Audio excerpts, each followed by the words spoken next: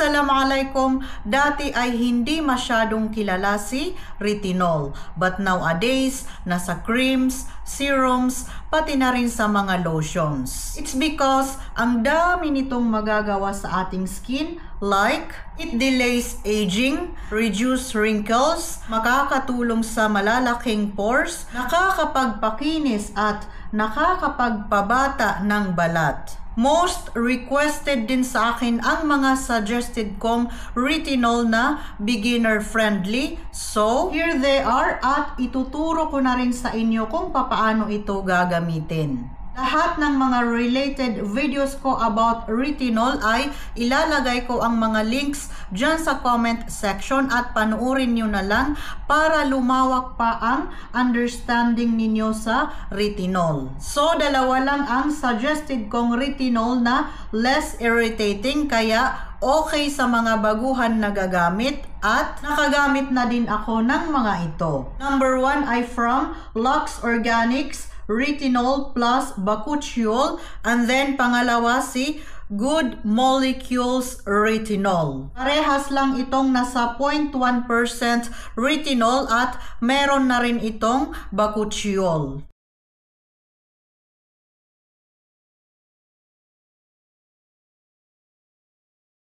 Andyan sa comment section kung saan mabibili ang mga ito. So kung baguhan ka sa retinol, you have to consider na kahit na itong 0.1% na ang pinakamababang concentration ay may chance pa din na mairita ang skin dahil hindi lahat ng skin ay makakatolerate ng retinol. Here are some instructions na makakatulong sa'yo. Number 1, start slowly. Sanayin ang skin sa retinol. You have to use retinol twice a week for 3 weeks. Kumbaga, Sundays and Thursdays sa gabi. Pagkatapos ng 3 weeks, gawin itong 3 times a week for 3 weeks ulit. Then, every other night na for 3 weeks ulit hanggang sa makaya ng skin mo na every night mo na ito gagamitin. Pangalawa, dalawang technique ang paggamit ng retinol. First method,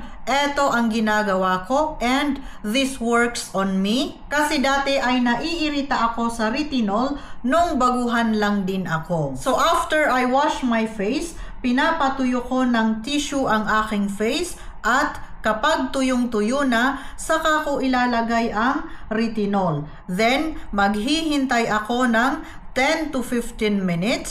Saka ako mag-proceed ng aking toners, serums, moisturizers, and then face oils. Pangalawang method, ito yung tinatawag nilang sandwich method. Hindi ito nag-work sa akin at lagi akong naiirita. But this works for some. So, pagkatapos maghugas ng face, maglalagay muna ng moisturizer and then saka ipapatong si retinol. Then, after retinol ay papatungan nila ulit ito ng moisturizer. Ang iba pang retinol na nagamit ko ay mostly galing sa The Ordinary like this. Ito naman ay may 0.2% retinol at meron din itong 0.5% at may iba pa silang variant ng retinol na lahat din maganda. Nakagamit din ako netong Lux Organics Retinol Radiance na may 0.2% pure retinol. So kung wala pa si retinol sa skincare mo, baka sign mo na ito na gumamit. Believe me, pasasalamatan ka ng skin mo at ng kutis mo kapag ginamit mo ito ng matagal. Sa mga buntis at nagpapadede dyan, hindi po pwede ito sa inyong mga mommies. Pero may alternative si retinol na parehas lang ang benefits at safe sa inyo at pwede rin sa mga super sensitive skin or reactive skin na hindi nakaka-tolerate ng retinol. Coming up on my next video, inshallah.